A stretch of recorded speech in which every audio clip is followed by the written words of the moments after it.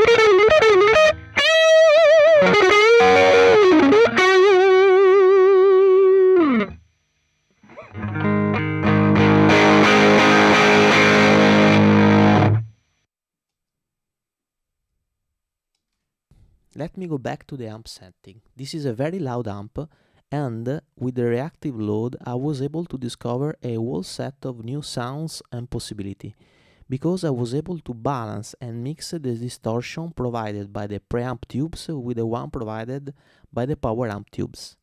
These two types of distortion are different, and thanks to the reactive load you can experiment with them at low volume without the need of a professional isolated room. In my opinion, this is one of the main advantages of the reactive loads, together obviously with the possibility to record at low volume and experiment with different cabs while mixing the song. adapting the sound of the guitar to the song. This is the Captor front, where we have the unbalanced line output, the output level, a switch for the phase, a switch for the activation of the simulation of the speaker for guitar or for the bass, and then we have the balanced line output, and finally the input for the power. The power could be also provided to the unit with the phantom power of the mic preamplificator. The Suhr actually in the front panel has only the DI output level.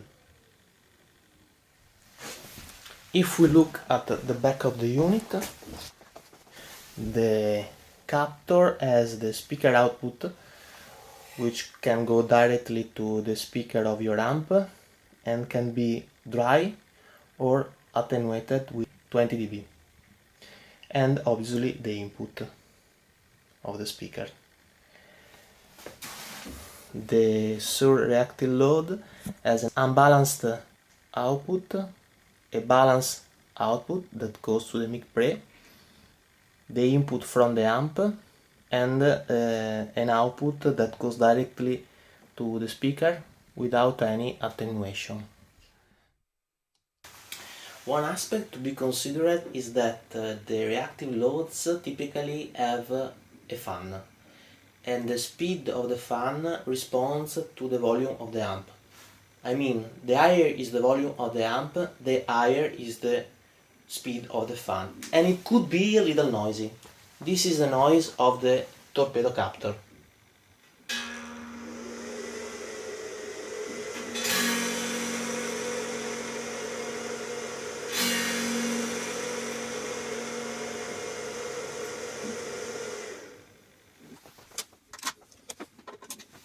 And this is the noise of the Suhr Reactive Load.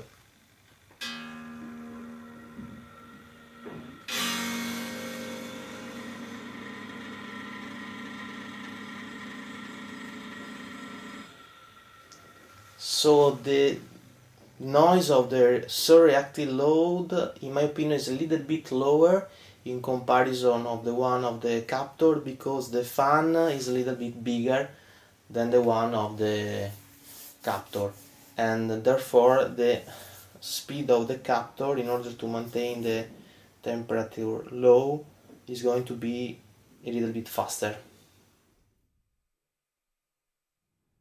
Now, in this final chapter of this video, we will take a look at a comparison chart that summarizes the main characteristics of the two units. The Captor is a 100 watt unit at 8 ohm, and that is also available in 4 and 16 ohm configuration, while the Suhr Reactive Load is available only at 8 ohm.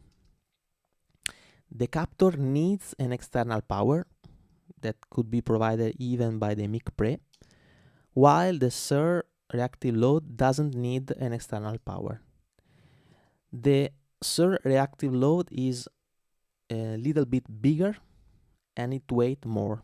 In fact, the reactive load is 3 kilos, while the Captor is 1 kilo. The Captor has a built-in speaker simulator for guitar or bass. The Suhr doesn't have a built-in speaker simulator. The Captor has even a 20 dB attenuated output, while the Suhr Reactive Load doesn't have it.